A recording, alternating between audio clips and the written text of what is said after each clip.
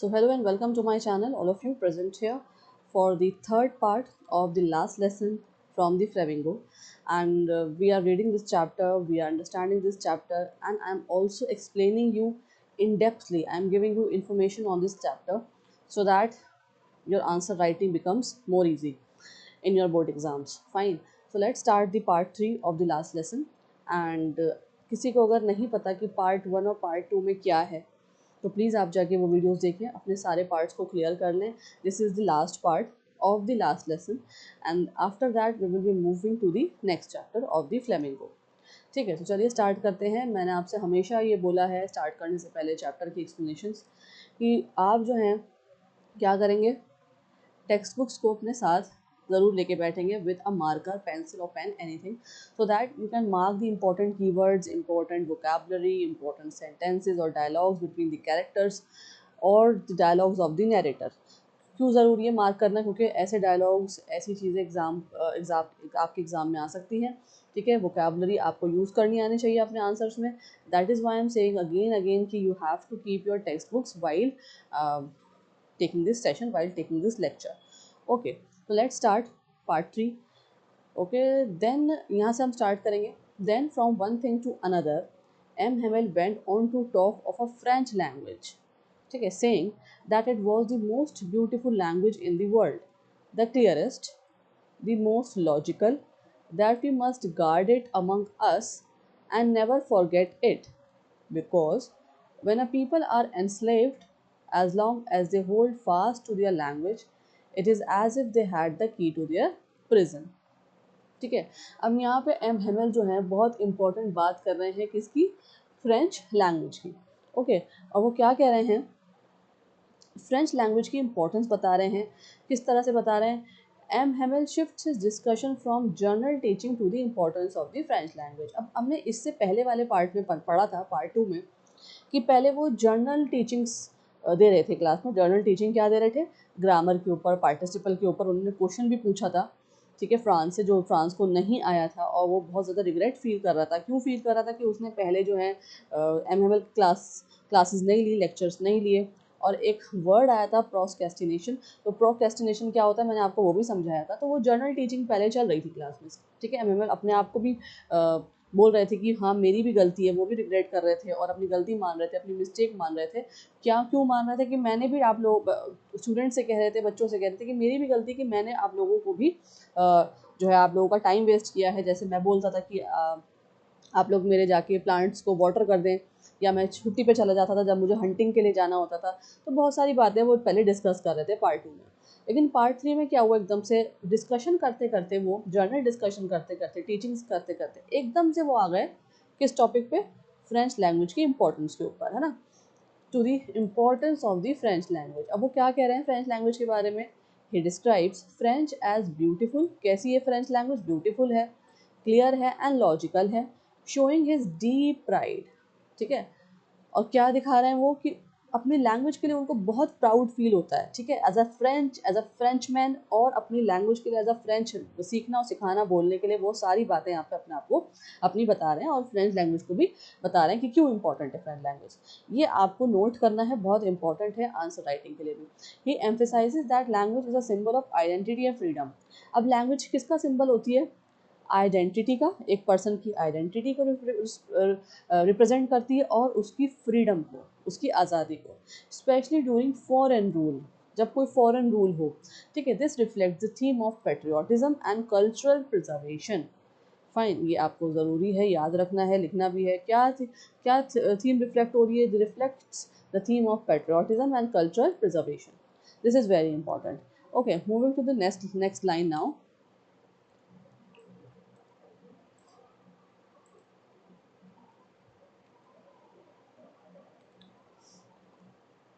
Then he open a grammar and read us our lesson. उसके बाद जब वो इंपॉर्टेंस जो है फ्रेंच लैंग्वेज की डिस्कस कर लेते हैं, बता देते हैं, वो क्या कर रहे हैं? उसके बाद ओपन कर रहे हैं ग्रामर, और एक लेसन वो रीड करते हैं. M M L continues his teaching duties. ठीक है, डिस्पाइट इमोशनल पेन. तो ये क्या बता रही है लाइन हमें? कि इमोशनल पेन होने के बावजूद भी उन्हें पता है this is his last lesson, and this is his last French lesson. उसके बावजूद भी वो अपने टीचिंग ड्यूटीज़ जो हैं वो कंटिन्यू रखते हैं इमोशनल पेन होने के बावजूद भी। ही रिमेन्स डिसिप्लिन्ड। कैसे रहते हैं वो? डिसिप्लिन्ड रहते हैं, फोकस्ड रहते हैं on completing the lesson. Grammar lesson की बात हो रही है। कौन सा ये नहीं बताया, ये लिखा है बस कि grammar lesson. Okay, this shows his dedication as a teacher even on his last day. तो वो अपनी ड्यूटी है, रिस्पॉन्सिबिलिटी है एज अ टीचर, वो उनकी शो अप हो रही है लास्ट डे पे भी, ठीक है। उनका डेडिकेशन अपनी जॉब को लेके, है ना, अपनी ऑक्यूपेशन को लेके, यहाँ पे हमें ये सब बातें एमएमएल की पता लग रही है। This is very important to know. आपको लग रहा है कि सिंपल सी लाइन है, बट नहीं, इससे हमें एमएमएल की रिस्पॉन्सिबिलिटीज़, उनकी ड्यूटीज़, उनकी ऑक्यूपेशन, उनका इमोशंस के बारे में पता लग रहा है। और ये जब कैरेक्टर एनालिसिस आता है तो आपको लिखना होता है, ठीक है, तो इसलिए इंपॉर्टेंट है। I was amaze to see how well I understood it. मैं अमेज्ड हूँ कि किसने अच्छे से वो चीज़ बात को समझे हैं। देखिए, फ्रांस की बात आ रही है। आई मतलब यहाँ फ्रांस अब बोल रहा है। France is surprise because he usually struggled with grammar. ठीक है, फ्रांस को ग्रामर समझ में नहीं आती, इंग्लिश ग्रामर, तो वो जो है सरप्राइज है कि कितने आसानी से एमएमएल जो है इसे पढ़ा लेते हैं टॉपिक को। This shows his sudden interest and attention. ठीक है, वो क्या शो कर रही है ये लाइन, कि उसका सडन इंटरेस्ट और अटेंशन है। His change reflect realization and regret for earlier carelessness. ठीक है, अब जो चेंज आया उसके अंदर, फ्रांस के अंदर, कि वो क्लास में आप इंटरेस्ट भी ले रहे हैं, अटेंटिव भी हो रहा है, तो क्या रिफ्लेक्ट कर रहा है कि उसका रियलाइजेशन और रिग्रेट जो वो पहले करता था, केयरलेसनेस क्लासेस के लिए शो करता था। तो इसलिए यहाँ पे ये फ्रांस का भी कैरेक्टर शो कर रहा है कि उसके अंदर मेच्योरिटी आ गई है, वो चीज़ों को समझने लगा है। खास तौर से ग्रामर लेसन को जो एमएमएल ले रहे हैं उसमें इंटरेस्ट भी आ रहा है उसे, अटेंटिव भी है क्लास में वो। Okay, all he said seemed so easy, so easy. ठीक है, अब यहाँ क्या बता रहा है Franz? France now finds the lesson simple because he is attentive. अब क्या कह रहा है फ्रांस की, उसने ग्रामर का लेसन को अच्छे से सुना समझा जो एमएमएल पढ़ा रहे थे, तो उसने क्या बोला कि उसे अब बहुत ईजी लग रहा है वो चैप्टर, वो लेसन। ठीक है, earlier lack of interest made learning difficult, क्योंकि क्लास में वो इंटरेस्टेड नहीं था पहले, तो उसकी वजह से क्या होता था, उसकी जो लर्निंग थी वो क्या थी, डिफिकल्ट लगती थी उस ग्रामर की। This highlights how attitude effects understanding. अब ये जो लाइन है ये क्या हमें शो करती है, क्या हाईलाइट करती है कि एटीट्यूड अगर फ्रांस का चेंज होता है या किसी कैरेक्टर का, पर्सन का चेंज होता है, तो उसकी अंडरस्टैंडिंग्स पे भी इफेक्ट होता है। ठीक है, interest makes easier learning easier. ठीक है, अगर इंटरेस्ट होता है तो जो लर्निंग होती है वो क्या हो जाती है, ईजियर लगने लगती है। ठीक है, I think too that I had never listen so carefully and that he had never explained everything with so much patience. अब क्या कह रहा है Franz? Franz realizes both his own past negligence and M Hamel's improved patience. अपनी जो negligence उसकी रही है पास्ट में, वो तो वो बोल रहा है कि हाँ, मैं पहले बहुत नेग्लेक्ट करता था क्लासेस को, सही से इंटरेस्ट नहीं लेता था, अटेंटिव नहीं था, लेकिन एक बात वो एमएमएल के बारे में भी बोल रहा है कि उनके अंदर भी बहुत पेशेंस से पढ़ाने की एक चीज़ आ गई है। ठीक है, बहुत आराम से वो पढ़ा रहे हैं, पहले वो बहुत क्लास में स्ट्रिक्ट रहते थे। The emotional situation makes both student and teacher more sincere. अब लास्ट लेसन है, लास्ट क्लास है, लास्ट डे है फ्रेंच का, तो फ्रेंच लेसन का, तो एक इमोशनल सिचुएशन आ गई है ना, इमोशनल फीलिंग आ गई है स्टूडेंट्स के अंदर भी और टीचर के अंदर भी। तो इसकी वजह से क्या हो रहा है कि टीचर भी और स्टूडेंट भी बहुत ज़्यादा सिंसियर हो गए हैं क्लास के अंदर। This shows mutual transformation. एक म्यूचुअल ट्रांसफॉर्मेशन ये जो सेंटेंस है वो शो कर रहा है। ठीक है, emotional situations increase focus and sincerity. ठीक है, okay, next. It seemed almost as if the poor man wanted to give us all he knew before going away, but to put it all into our heads at one stroke. अब इसकी क्या explanation होगी, क्या मतलब, आप जैसे sentence पढ़ के भी हम समझ पा रहे हैं कि फ्रांस को ऐसा लग रहा था कि एमएमएल जो है ना सब कुछ एक ही दफ़ा में पढ़ाने चाहते हैं जाने से पहले, है ना। Franz feels that MML is trying to teach everything at once before leaving, है ना, सब कुछ एक साथ पढ़ाना चाहते हैं वो आज। This reflect the teachers desperation and dedication. तो क्या रिफ्लेक्ट कर रहा है फ्रांस टीचर के बारे में कि डेस्परेट भी हैं वो पढ़ाने के लिए और डेडिकेटेड भी हैं। ठीक है, it highlight the tragedy of losing their language teacher. तो लैंग्वेज टीचर को खोने की ट्रेजेडी जो है वो यहाँ पे हाईलाइट हो रही है। Fine, after the grammar we had a lesson in writing. Grammar को समझने के बाद किस चीज़ का लेसन था एमएमएल के साथ? राइटिंग सेक्शन, राइटिंग को प्रैक्टिस करने वाले थे। The class continues normally with writing practice despite the emotional situation, routine is maintain. Emotional situation होने के बावजूद भी जो एक टाइम टेबल था, जो शेड्यूल है एक फॉलो करने का क्लास को, वो चल रहा था, ठीक है। ग्रामर के बाद राइटिंग की क्लास होती है, तो राइटिंग की प्रैक्टिस शुरू हो गई रूटीन के हिसाब से। This reflect discipline and respect for learning. तो यहाँ पे लाइन क्या शो कर रही है कि डिसिप्लिन भी है क्लास में, क्लासरूम में, और रिस्पेक्ट भी है किस चीज़ को लेकर, लर्निंग को लेकर। That day M Hamel had new copies for us, ठीक है, written in a beautiful round hand, France Alsace, France Alsace. अब उस दिन क्या हुआ, writing copy symbolizes patriotism and attachment to homeland, ठीक है। उस दिन एमएमएल के पास कुछ कॉपीज थी स्टूडेंट्स के लिए, बच्चों को बांटने के लिए, और उसमें बहुत अच्छी राउंड हैंड राइटिंग में लिखा हुआ था क्या, फ्रांस अल्सेस, फ्रांस अल्सेस, ठीक है। अब ये जो चीज़ें क्या शो करती है, कि एक सिम्बलाइज कर रही है पैट्रियोटिज्म को और एक अटैचमेंट अपनी होमलैंड से। अल्सेस की बात हो रही है, याद रखिएगा, फ्रांस कहाँ से था, अल्सेस से। और अल्सेस और लोरेन मैंने आपको बताया था पार्ट 1 में, वो सब कहाँ जा चुके थे, प्रूशियन कंट्रोल में, ठीक है, जर्मनी के पास जा चुके थे after the war. The repeated words highlight love for France and Alsace. It act as a silent protest against foreign rule. एक तरह से साइलेंट प्रोटेस्ट भी ये शो कर रहा है, जो फॉरेन रूल अब होने वाला है, जर्मनी का रूल यहाँ पे चलने वाला है अल्सेस में, तो एक तरह से उसके लिए प्रोटेस्ट भी ये शो कर रहा है, ठीक है। Again what it symbolizes, patriotism, ठीक है। They looked like little flags floating everywhere in the schoolroom, hung from the road at the top of our desk. तो क्या जो कॉपीज़ एमएमएल लेकर आए थे जिसमें लिखा हुआ था फ्रांस एंड अल्सेस, वो कैसे लग रहे थे, फ्लैग्स की तरह शो हो रहे थे, फ्लैग्स लग रहे थे, और एक क्या शो कर रहे थे, नेशनल प्राइड। दिस इमेजरी, अब ये जो ना इमेजरी यूज़ हुई है, स्ट्रेंथन्स द पेट्रियोटिक एटमोसफेयर, क्या शो कर रहे हैं, इमेजरी क्या, तो यहाँ पे यहाँ देखिए, they looked like little flags floating everywhere in the school room. कौन सी पोएट्री डिवाइस यूज़ हुई है, इमेजरी। अब देखिए जैसे जैसे हम आगे बढ़ेंगे, मैं आपको बोल रही थी कि जो लेसन हम पढ़ेंगे पोएट्री डिवाइसेस भी करेंगे, फिगर ऑफ स्पीच भी करेंगे, सब कुछ करेंगे, तो इमेजरी भी यहाँ पे एक जो है पोएट्री डिवाइस है, और वो यहाँ पे इस तरह से यूज़ हुई। जो पेपर थे, जो कॉपीज थे, वो किस तरह लग रहे थे, फ्लैग्स की तरह, ठीक है। कंपेयर किससे हो रहा है, फ्लोटिंग फ्लैग से, पूरे क्लासरूम में, स्कूल रूम में, ठीक है। तो इससे क्या शो हो रहा है, strengthen the patriotic atmosphere, patriotic atmosphere बन रहा है क्लासरूम में। It reflects the emotional attachment to the nation, और क्या शो कर रही है कि इमोशनल अटैचमेंट है अपनी नेशन से, अपनी होमलैंड से। Imagery of flag represent nationalism, ठीक है, इसको इस तरह से आप समझ सकते हैं। इमेजरी जो है, जो फ्लैग्स की शो हुई है, लाइक फ्लैग्स फ्लोटिंग एवरीवेयर, जैसे फ्लैग्स जो हैं वो जो है फ्लोट कर रहे हैं पूरी क्लासरूम में, तो क्या रिप्रेजेंटेशन हो रही है, नेशनलिज्म की। Okay, you ought to have seen how everyone set to work and how quiet it was, so all students work seriously, ठीक है। यहाँ शो हो रहा है कि सारे जो बच्चे थे वो चुपचाप अपना काम करते रहे, सिंसियरली काम कर रहे थे, शोइंग डिसिप्लिन एंड फोकस, ठीक है, बहुत डिसिप्लिन थे, फोकस थे। द अनयूजुअल साइलेंस, जो अनयूजुअल साइलेंस पूरे स्कूल रूम में और पूरे स्कूल में हो रही थी, उस दिन मैंने आपको बताया भी था पहले पार्ट 2 में था। Unusual silence reflect the emotional weight of the movement, बहुत इमोशनल वेट था स्टूडेंट्स के ऊपर भी, टीचर के ऊपर भी, और उसकी वजह से क्लासरूम में एक सिंसियर इन्वायरमेंट था, बिल्कुल खामोशी थी। Everyone understand the importance of the last lesson, क्योंकि सबको पता था कि इसके बाद जो है ये लास्ट लेसन है, और उसके बाद एमएमएल हमारी क्लासेस नहीं लेंगे। Okay, next, the only sound was the scratching of the pens over the paper. मतलब इतनी ज़्यादा खामोशी थी, इतनी ज़्यादा सिंसियरनेस थी क्लासरूम में, कि सिर्फ जो आवाज़ आ रही थी वो पेपर पे पेन को चलाने से जो स्क्रैचिंग की आवाज़ आती है, सिर्फ उसकी आवाज़ आ रही थी, ठीक है। अब देखिए वही लाइन आई है, the only sound was the scratching of the pens over the paper. This emphasizes complete concentration in the classroom. Complete concentration था, the calm environment contrast with earlier casual attitudes.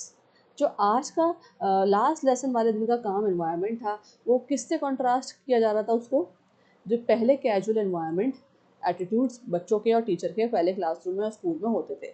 It shows transformation in students, so क्या दिखा रहा है, transformation दिखा रहा है students के अंदर। Okay, next line, once some beetles flew in but nobody paid any attention to them, not even the littlest ones, who worked right on tracing their fish hooks, as if that was French too.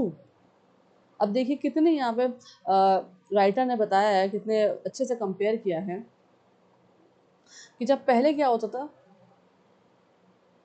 कुछ Beatles, आप जानते ना Beatles अगर flu up class में आ जाते थे हवा से उड़ते हुए, तो बच्चे उनसे खेलने लगते थे। तो इसमें क्या बताया, even small distractions are ignored by students. तो लेकिन अगर अब बीटल्स उड़ के आ रहे हैं बाहर से विंडो से, ठीक है, तो कोई उस पर ध्यान नहीं दे रहा, बीटल्स पे कोई नहीं खेल रहा, ठीक है, सब कंसंट्रेट कर रहे हैं लेसन के ऊपर, क्लासरूम के ऊपर, ठीक है, कोई भी चीज़ अब जो है स्टूडेंट्स को डिस्ट्रैक्ट नहीं कर पा रही। इसका मतलब ये है छोटी से छोटी चीज़, even small distractions are ignored by students, ignore कर रहे हैं बच्चे उसको, ठीक है।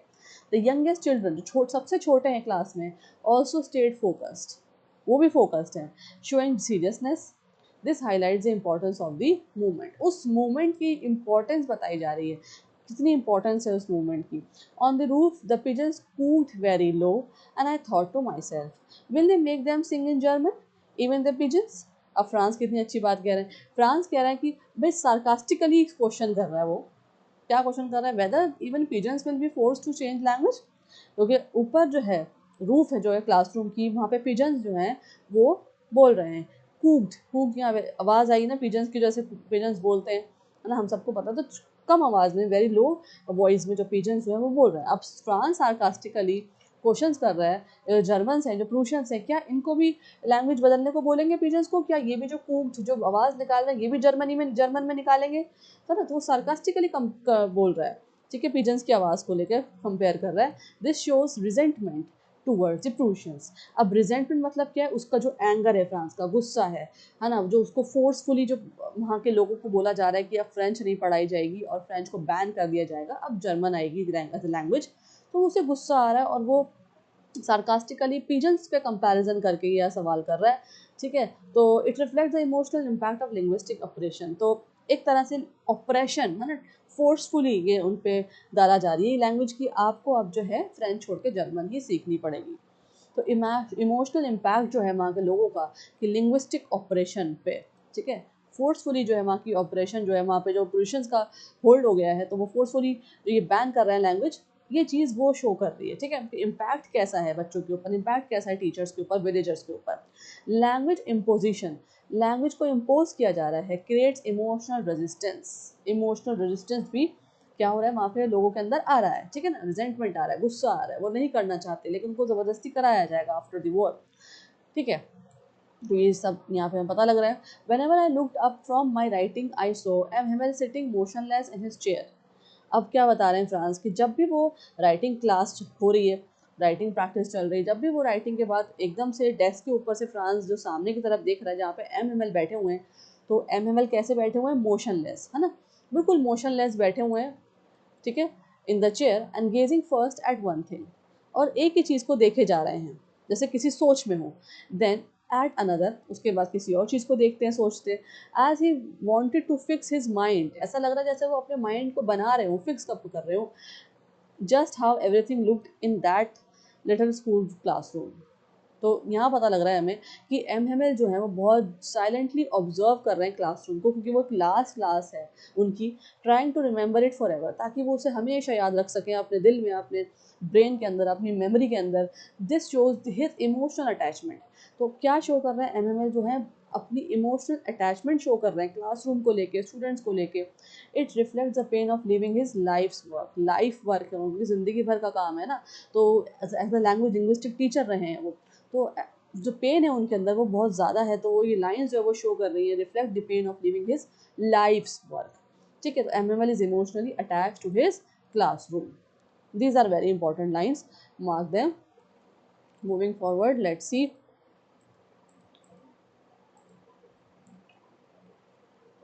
Fancy. For 40 years he had been there in the same place, with his garden outside the window and his class in front of him, just like that.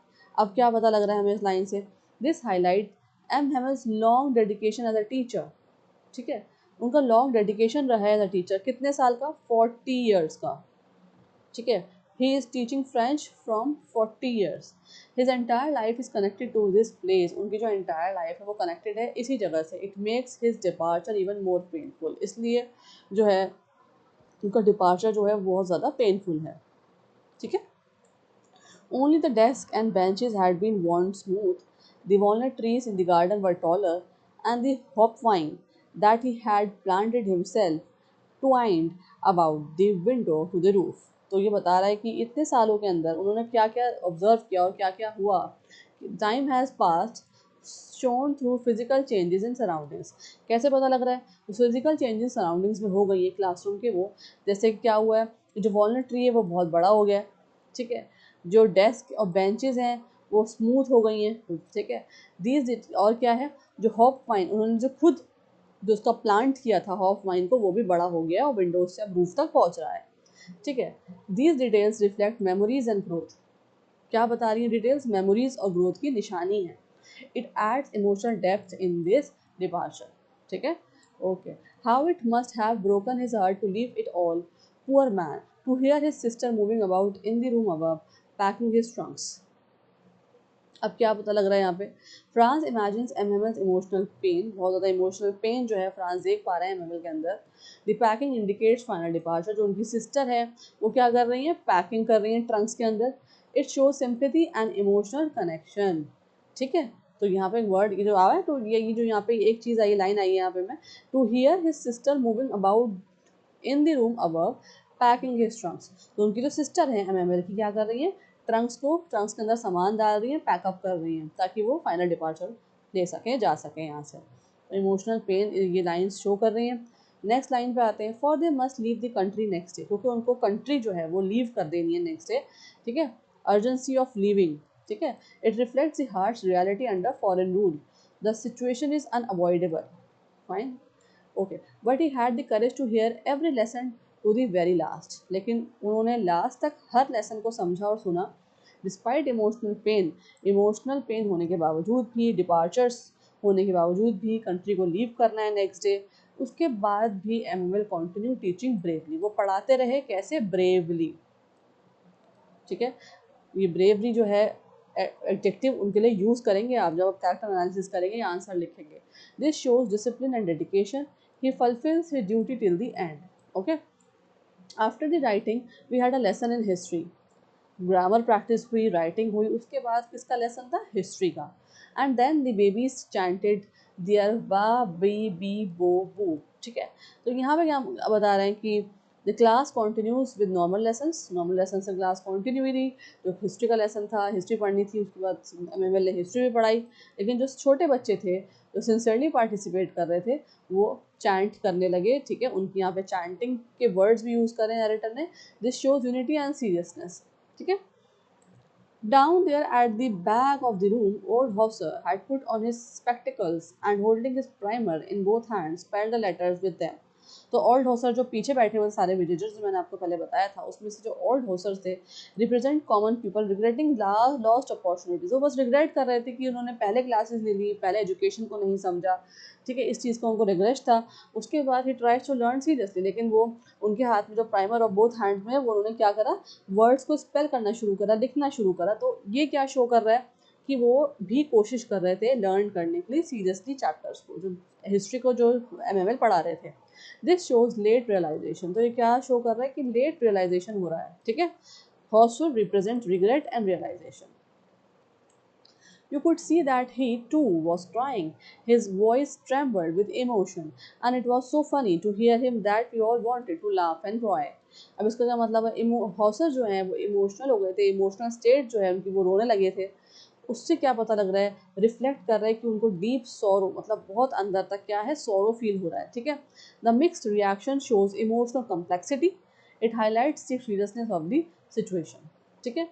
तो जो सब चीज़ें क्लासरूम में हो रही थी और जो villagers, students, small children, everyone is attending the class, लेकिन बहुत सीरियसनेस थी क्लास के अंदर, ठीक है। हॉस्टर जो है बहुत ज़्यादा इमोशनली इसको फील कर रहे थे, सोरो उनके अंदर था। इस वजह से क्या हुआ, क्लास में इमोशनल स्टेट में पहुंच गए, मतलब वो बहुत ज़्यादा रोने भी लगे, ठीक है। तो ये सब शो कर रहा है कि कितनी ज़्यादा वैल्यू है एजुकेशन की, कितनी ज़्यादा वैल्यू है लैंग्वेज की, और एमएमएल के लिए वो क्या महसूस कर रहे हैं, ठीक है। How well I remember it that last lesson. तो फ्रांस रिकॉल कर रहे that day with strong emotions, it leaves a lasting impact on him, this shows transformation and realization, ठीक है। लास्टिंग इम्पैक्ट जो है क्या रहा फ्रांस के ऊपर, the last lesson create lasting impact, ठीक है। जो लास्ट लेसन था तो फ्रांस के अंदर क्या चीज़ आई है, क्या क्रिएट हुआ है लास्ट लेसन से, लास्टिंग इम्पैक्ट, ओके। किस चीज़ का, कि उसको ट्रांसफॉर्मेशन भी हो गया उसका और रियलाइज़ भी हो चुका है कि कितनी इंपॉर्टेंट है लैंग्वेज और education. All at once the church clock struck 12। एकदम से पलक झपकते ही जो क्लॉक है उसमें क्या हो रहा था, 12 o'clock हो चुके थे। Time signals the end of the lesson. ये टाइम जो बताया गया है, टाइम इसलिए शो किया गया है क्योंकि रिप्रेजेंट कर रहा है कि end of the lesson, lesson जो है अब खत्म हो चुका है, क्लास खत्म हो चुकी है। It ads tension and finality, लेकिन टेंशन जो है, फाइनलिटी जो है वो लोगों के अंदर आ गई। द मोमेंट बिकम्स सिम्बॉलिक, ठीक है। क्लॉक सिम्बलाइजेज एंडिंग, याद रखिए जो क्लॉक का यहाँ मेंशन हुआ है, टाइम का मेंशन हुआ है, तो क्या सिम्बलाइज कर रहा है वो, ending of the last lesson of the class. Then the Angelus, the church bell marks a sacred movement, ठीक है। उसके बाद चर्च की बेल्स भी रिंगिंग की आवाज़ आ रही थी वहाँ से, तो एक सेक्रेड मूवमेंट लग रहा था वो। It adds emotional depth, it connects with tradition, okay. Religious sound adds emotional weight, ठीक है। At the same moment, the trumpets of the Prussians, returning from drill, sounded under our windows. उसी time पे क्या, एक foreign rule, प्रूशियंस की trumpets की भी आवाज़ आ रही थी जो ड्रिल से वापस आ रहे थे, ठीक है। This reminds them of foreign rule, तो एकदम से उन्हें याद आया कि we are under the foreign rule, ठीक है। अब हम एज अ फ्रेंच मैन नहीं हैं, एज अ फ्रांस हम नहीं हैं, अब हम प्रूशियंस के कंट्रोल में हैं, तो उनको फॉरेन रूल याद आ रहा था। It contrast with the emotional classroom scene, it symbolizes oppression, है ना, कि हम ऑपरेशन कंट्रोल के अंदर हैं जर्मनी के। प्रूशियन साउंड ऑपरेशन शो कर रहा था क्लासरूम में। M stood up very pale in his chair. M जो वो खड़े होते हैं, बहुत पेल नज़र आ रहे हैं अपने फेस से, ठीक है, बहुत पेल हैं, ठीक है, अपनी चेयर पे वो खड़े होते हैं फाइनल वर्ड्स कहने के लिए। और ये एक पावरफुल मूवमेंट था। कैसा मूवमेंट था, बस सबके लिए पावरफुल मूवमेंट, ठीक है। I never saw him look so tall. France क्या कह रहा है, कि फ्रांस कह रहा है कि मुझे ऐसा लग रहा था कि वो हीरोइक फिगर की तरह उनको वो देख रहा है, कि मैंने लुक सो टॉल मतलब हीरोइक फिगर, कि फ्रांस कह रहा है कि मैंने कभी भी उनको ऐसा हीरोइक फिगर नहीं देखा था। This reflect respect and admiration, it shows emotional elevation, ठीक है। एम अपीयर्स हीरोइक, उस टाइम जब वो खड़े हुए आफ्टर द क्लास, तो कैसे नज़र आ रहे थे फ्रांस को, एक हीरोइक कैरेक्टर नज़र आ रहे थे, फिगर नज़र आ रहे थे, ठीक है। आगे देखते हैं। My friends said he, I, but something choked him. He could not go out. तो क्या कह रहा है, he is unable to speak due to emotions. अपनी emotions की वजह से वो क्या, जो वो बोलना चाह रहे थे उसके बीच में वो रुक रहे थे। जैसे यहाँ पे देख रहे हैं आप, आए के बाद रुके, फिर आए, ठीक है। जो उन्हें कहना था वो कह नहीं पा रहे थे। This shows deep sorrow and attachment, ठीक है। तो क्या शो कर रहा है ये, deep sorrow and attachment. Words जो हैं वो फेल हो रहे थे उनके माउथ से, ठीक है, बोल नहीं पा रहे थे, चोक अप हो रहे थे, ठीक है, क्योंकि वो बहुत ज़्यादा इमोशंस फील कर रहे थे, दुखी थे अंदर से, ठीक है। Then he return to the black board, took a piece of chalk and bearing on with all his might मतलब, bearing on all his might मतलब सारी ताकत से, he wrote as large as he could, और जितना बड़ा वो लिख सकते थे उन्होंने कोशिश करी, सारी ताकत लगाते हुए उठे, ब्लैक बोर्ड की तरफ गए, क्योंकि बोल तो नहीं पा रहे थे, इतने ज़्यादा इमोशंस उनके अंदर चल रहे थे। तो खड़े होने के बाद वो ब्लैक बोर्ड के ऊपर गए, चौक उठाया, और जितनी ज़्यादा उनके अंदर ताकत थी, अपनी ताकत से उन्होंने पूरी फोर्स के साथ बड़े बड़े वर्ड्स के अंदर लिखा। क्या लिखा, ठीक है। लेकिन ये लाइन्स क्या बता रही हूँ, मैं आपको बताती हूँ कि गैदर स्ट्रेंथ को उन्होंने संभाला अपनी, और to express his feelings through actions. ये क्यों करा उन्होंने, अपने एक्शंस को दिखाने के लिए, क्योंकि बोल नहीं पा रहे थे, ठीक है, इसलिए अपने एक्सप्रेस करने के लिए फीलिंग्स को उन्होंने ये एक्शंस किए। राइटिंग बिकम सिम्बॉलिक, अब जो वो लिख रहे थे वो राइटिंग सिम्बॉलिक हो गई, और क्या शो कर रहा है, डिटर्मिनेशन, ठीक है। एक्शन रिप्लेसिस स्पीच, यहाँ एक बात बहुत नोट करने वाली आई है कि स्पीच जो वो देना चाह रहे थे वो बोल नहीं पाए, बहुत ज़्यादा रिग्रेट फील करने के बाद, सॉरो फील करने के बाद वो चोकअप हो रही थी उनकी लैंग्वेज, उनकी स्पीच। तो क्या करा उन्होंने, एक्शंस का सहारा लिया। अब एक्शंस में उन्होंने क्या करा, लास्ट में उन्होंने बोर्ड पर जाके लिखा, अपनी स्ट्रेंथ को गैदर करते हुए, वीवा ला फ्रांस, ठीक है, लॉन्ग लिव फ्रांस, जिसका मतलब क्या होता है, long live France, very important phrase, ठीक है। वीवा ला फ्रांस का मतलब होता है, it expresses patriotism and resistance, it is an emotional climax, एक इमोशनल क्लाइमैक्स की तरह ये नज़र आया चैप्टर के अंदर, ठीक है। इस तरह से राइटर ने बताया है। लास्ट में उन्होंने बोर्ड में क्या लिखा, वीवा ला फ्रांस का मतलब होता है लॉन्ग लिव फ्रांस, ठीक है। Ultimate expression of patriotism. बहुत इंपॉर्टेंट है ये, ठीक है, इस पे भी क्वेश्चंस आ सकते हैं। आगे बढ़ते हैं। देन ही स्टॉप्ड, उसके बाद वो रुके, and learn his head against the wall, उन्होंने अपना हेड को लीन अप कर लिया, वॉल से लगा लिया। And without a word he made a gesture to us with his hand, और कुछ बोले बिना उन्होंने एक गेस्चर करा अपने हाथों से, ठीक है। क्या था वो देखते हैं। School is dismissed, you may go, the lesson ends formally, उन्होंने अपने हाथों से एक्सप्रेस करा क्या कि स्कूल जो है डिसमिस हो चुका है, आप लोग जा सकते हैं, ठीक है। तो ये लास्ट लेसन का एंड था, फॉर्मल एंड था। It marks the end of an era, it is symbolic of loss and change, ठीक है। लॉस तो था बहुत बड़ा ये, फ्रांस के लिए, स्कूल के लिए, विजिटर्स के लिए, कम्युनिटी के लिए, सिविलियंस के लिए, स्टूडेंट्स के लिए, लेकिन एक बहुत बड़ा चेंज भी था जो आने वाला था नेक्स्ट डे से, ठीक है। तो end of lesson, end of freedom, ठीक है। This is the whole last lesson, whole chapter of the Flamingo, ठीक है। चलिए आ जाते हैं कीवर्ड्स पे। फर्स्ट कैरेक्टर्स देखते हैं कौन कौन से हैं। फ्रांस, एमहेमेल एंड ऑल्थोसर, इतने पार्ट्स में अभी हमने पढ़ा है, मैंने आपको चैप्टर जो डिस्क्राइब करा, एक्सप्लेन करा है, इतने पार्ट में हम देखेंगे सारी चीज़ों को। थर्ड पार्ट में प्लेसेस कौन कौन सी आई हैं, अल्सेस, फ्रांस और classroom, events, last French lesson, Russian occupation, farewell teaching, farewell teaching याद रखेंगे आप। कंसेप्ट कौन कौन से आए हैं, patriotism, language identity, operation and realization. Then exam vocabulary, enslaved, ये भी आप याद रखेंगे, अपने आंसर राइटिंग में यूज करेंगे। Logical, trembled, patriotism, resistance and operation, these are very important, okay, you have to note them. चलिए आगे बढ़ते हैं, एमसीक्यूज देख लेते हैं। Why did MML emphasize the French language, क्यों एम्फेसाइज कर रहे थे फ्रेंच लैंग्वेज को। आंसर क्या है इसका, C, as a symbol of freedom, because is a symbol of freedom and identity, मैंने आपको बताया था। What do France Alsace symbolize, France और अल्सेस क्या सिंबलाइज करते हैं, patriotism. Why was France able to understand easily? C. His attention improved. What does Viva la France show? Patriotism. ठीक है, चलिए एक्स्ट्रा बस क्वेश्चन देखते हैं।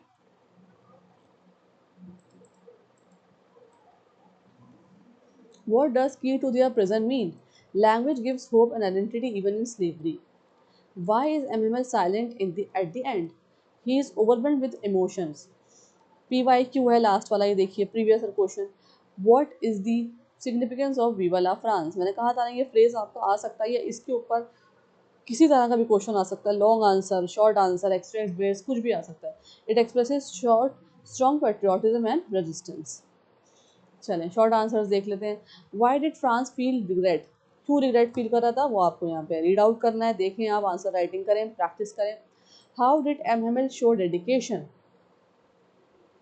ये आपको बताना है। What role does old Hauser play, क्या रोल प्ले करा है ओल्ड हॉसर ने, ठीक है, ये भी आप बताएंगे। लॉन्ग आंसर में देखिए PYQ है फर्स्ट वाला। How does this extract highlight the theme of patriotism and loss, कोई सा भी एक्सट्रैक्ट देखे आपको, या चैप्टर एक्सट्रैक्ट नहीं देखे तो चैप्टर देंगे, लेसन देंगे, इस तरह से पूछ सकते हैं आपसे कि हाईलाइट कैसे कर रहा है ये theme of patriotism and loss. तो you have to explain everything जो मैंने अभी तक आपको इस पार्ट में बताई है, थर्ड पार्ट में, ठीक है। और आप ये आंसर भी रीड कर सकते हैं और इस तरह से लिख कर भी आएंगे, ये वर्ड यूज कर कराएंगे। लेकिन हमेशा मैंने आपको बोला है आंसर राइटिंग में पहले आप इंट्रोडक्शन देंगे, थोड़ा सा बताएंगे ऑथर के बारे में, राइटर के बारे में, लास्ट लेसन किस बारे में, थोड़ा सा आप थीम और टोन के बारे में बताएंगे। उसके बाद आप ये इसका जो आंसर है थीम है वो डिस्कस करेंगे। Then you have to give your conclusion also, ठीक है। इस तरह से आप लिख सकते हैं। In conclusion the extract shows, paragraph wise लिखेंगे, स्पेलिंग सही लिखेंगे, पंक्चुएशन मार्क्स, कहाँ फुल स्टॉप लगाना है, कहाँ डबल इन्वर्टेड कॉमा लगाना है, कहाँ हमें कॉमा लगाना है, तो ये हमें पता होना चाहिए जब आप आंसर लिख कर आए अपने बोर्ड एग्जाम्स में, ठीक है। चलिए वैल्यू बेस्ड क्वेश्चन कैसे करते हैं। What does do we learn about language and identity, यहाँ तो मैंने वन लाइन में आपको दे दिया कि आप क्या समझते हैं लैंग्वेज और आइडेंटिटी से, लेकिन अगर आपको लॉन्ग आंसर आ जाए तो आप अच्छे से इस सेंटेंस को, लैंग्वेज एंड आइडेंटिटी से आप क्या समझते हैं लास्ट लेसन में, तो आप अच्छा आंसर लिख कर आएंगे, पूरा कंप्लीट पैराग्राफ, ठीक है। इसी को एक्सप्लेन करेंगे। लैंग्वेज इज अ की part of identity and cultures, ठीक है। और कि क्या टीच करती है, पैट्रियोटिज्म एंड यूनिटी कैसे टीच करती है, तो आपको ऑब्वियसली एग्जांपल देने होंगे चैप्टर्स में से, इसलिए मैं आपको बोल रही हूँ कि you have to read the chapter carefully, आपको इन डेप्थ नॉलेज होनी चाहिए हर चीज़ के बारे में। और जब भी आप इस तरह का कोई आंसर अगर लिखना है, आपको लॉन्ग फॉर्म में लिखना है, अच्छा सा लिख कर आ पाएंगे। नेक्स्ट देखते हैं कैरेक्टर बेस्ड क्वेश्चन क्या आता है, how does France change in the extract. ठीक है, ये आपको बताना है कैसे जो है फ्रांस का ट्रांसफॉर्मेशन हुआ, उसके अंदर कैसे रियलाइजेशन आई। ठीक है, ये सब आपको एक्सप्लेन करना है। Theme and central idea, the extract highlights patriotism, importance of language, and emotional realization during loss of freedom. Next assertion reason के क्वेश्चन देखते हैं। M M L is unable to speak at the end, है ना, बोल नहीं पा रहे थे एम एम एल लास्ट में, चैप्टर के लास्ट में। रीज़न क्या था, ही इज़ इमोशनली ओवरवेल्ड, क्योंकि बहुत ज़्यादा वो इमोशनली ओवरवेल्ड हो गए थे, उत्सुक हो गए थे, बहुत ज़्यादा भावुक हो गए थे लास्ट में। ठीक है, तो इसका आंसर क्या होगा, ए बी सी और D. A is the right answer, both true, reason correct. ठीक है, दोनों ही सही हैं क्योंकि रीज़न जो है असर्शन का वो सही गिवन है। इस तरह से आपको आंसर करना होगा, असर्शन रीज़न के क्वेश्चन आ सकते हैं। ठीक है, अब देखते हैं 11th character analysis M Hemal का। ठीक है, यहाँ पे मैं आपको दे रही हूँ पॉइंट वाइज, लेकिन आप पॉइंट वाइज नहीं लिखेंगे एग्जाम में, आप कैसे लिखेंगे, in a form of a good paragraph, paragraph form में लेकर आएंगे आप। अगर कैरेक्टर एनालिसिस किसी भी कैरेक्टर का आ जाता है, जैसे यहाँ पे एम हेमल को हम डिस्कस करेंगे पहले। पेट्रियोटिज्म क्या था, पेट्रियोटिज्म के अंदर love French language deeply, French language मुझे बहुत अच्छी लगती थी। Discipline, teaching, teaching still last moment, emotional conflict, struggles to speak, dedication, 40 years of service. कितने साल हो गए थे उनको, 40 ईयर्स हो गए थे। अगर आप ऐसे लिख कर आएंगे ना, देखिए आंसर में आपको कि 40 ईयर्स ऑफ सर्विस हो गया था, तो जो एग्जामिनर होता है उसे पता होता है कि हाँ, इसका मतलब क्या है कि आपने चैप्टर को इनडेप्थली पढ़ा है। अगर आप समरी पढ़ कर आएंगे तो सिर्फ वहाँ पे सर्विस होगा, आपको ये नहीं पता होगा कितने साल से काम किया है, कितने साल से वो अपनी रिस्पॉन्सिबिलिटी और ड्यूटीज़ को निभा रहे हैं, आपको वहाँ पे नहीं गिवन होगा। लेकिन आप किसी ने भी चैप्टर्स को इनडेप्थली समझा है, पढ़ा है, नोट किया है, तो वहाँ पे 40 ईयर्स ऑफ सर्विस आपको मिलेगा। ये सेंटेंस, ये वर्ड, ये फ्रेज, और यही आपको आंसर में लिख कर आना है।